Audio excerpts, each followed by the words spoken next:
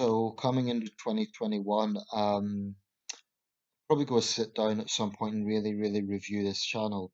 As it stands, I'm just kind of doing what I've been doing, which is uploading videos periodically, quite regularly, I think, just as I see a subject fit to talk about. Um, I mean, I'm a very thoughtful person. There's always something on my mind, so I've never got shortage of material. Um, but I do think I need to really look at my channel and maybe skim it down a little bit or just tidy it up or I don't know. But at some point I'm going to sit down and do that, time permitted. But I want to talk about the monetization situation.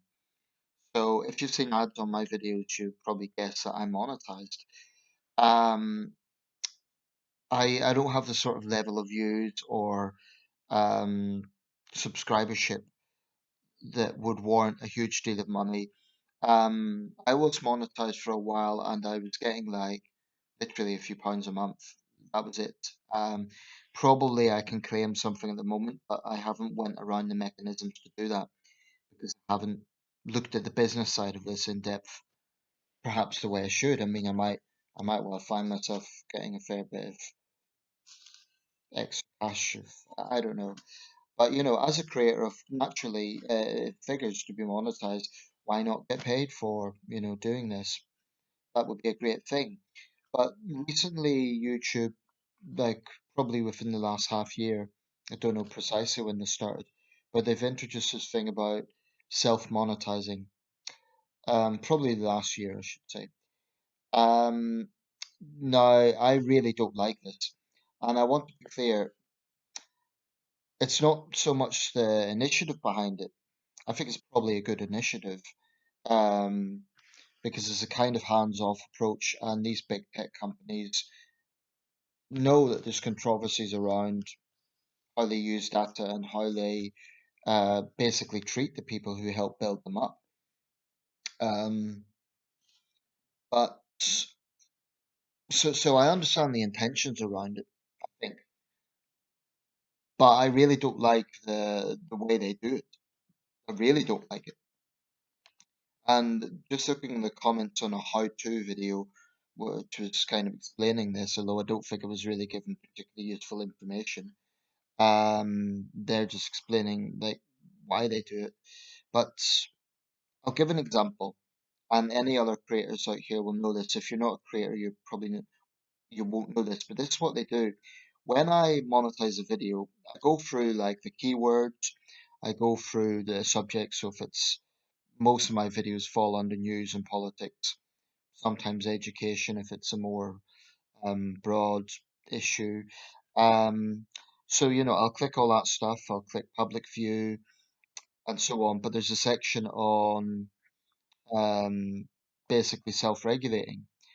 And there's a lot of questions. Does your video contain graphic content? Does it contain scenes of violence, drug use, this sort of thing? And I understand all that. It's that makes sense. But there's one segment in particular that really bugs me, and it's asking about does your video contain hateful content? Well, firstly, the question's stupid because if someone is being hateful, they're not going to say, "Oh yeah, I'm being hateful. What I've said in this video is hateful." They're not going to admit that. But, hateful content, that's a very loaded term. But they then go on to give like a subsection, references to a marginalized group that are made in a non-hurtful manner as part of a public debate or comedic context. Now, I consider a lot of my videos fall under that because I make references to groups like Black Lives Matter, which is controversial, as a white guy talking about that. I am always very honest in this self-regulation. Okay, so if I think there is content there that might be seen as offensive to people, I'm honest about that. But what I really have a big problem with is this term hateful. So, for example, they say if you choose that option, references to a marginalized group that are made in a non-hurtful manner as part of a public debate or comedic context, that's okay to be monetized. Yet that's under the hateful section. So you're in this situation where you have to be honest, because if you're not, they will. their automated monitors will demonetize it anyway.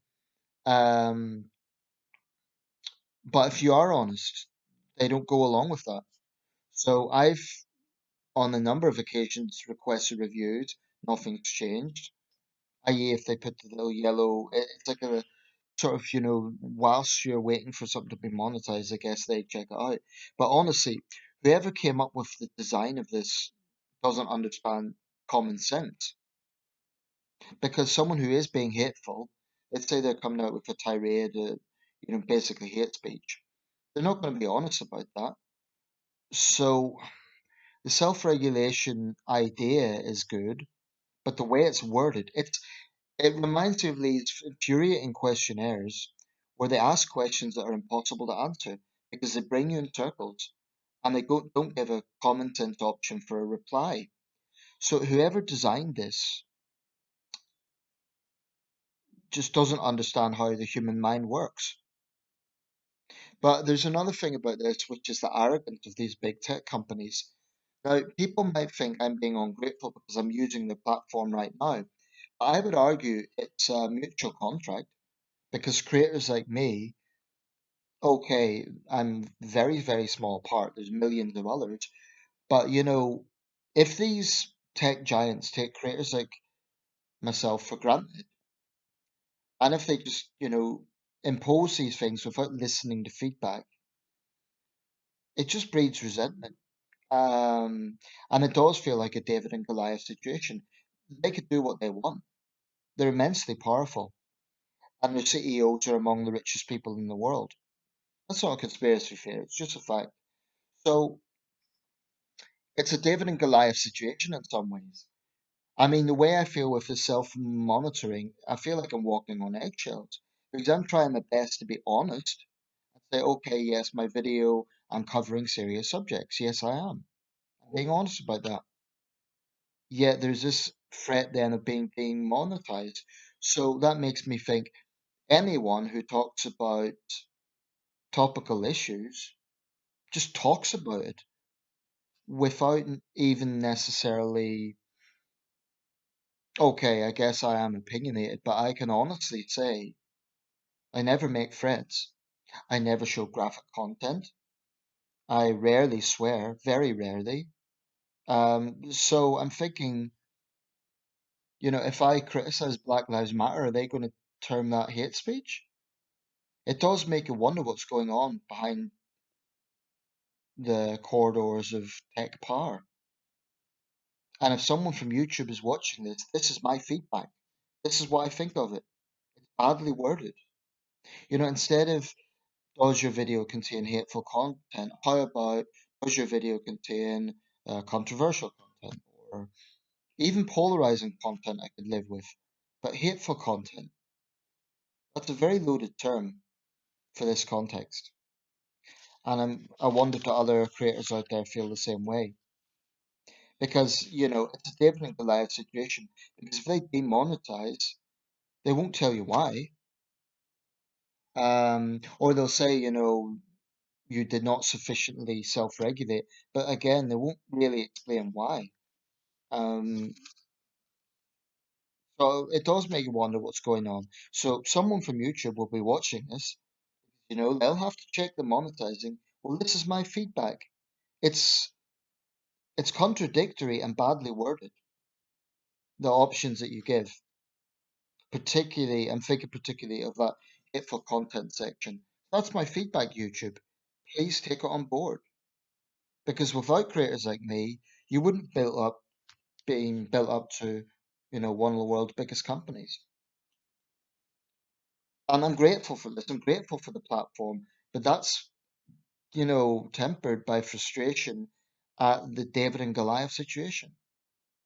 I do feel that these big tech companies,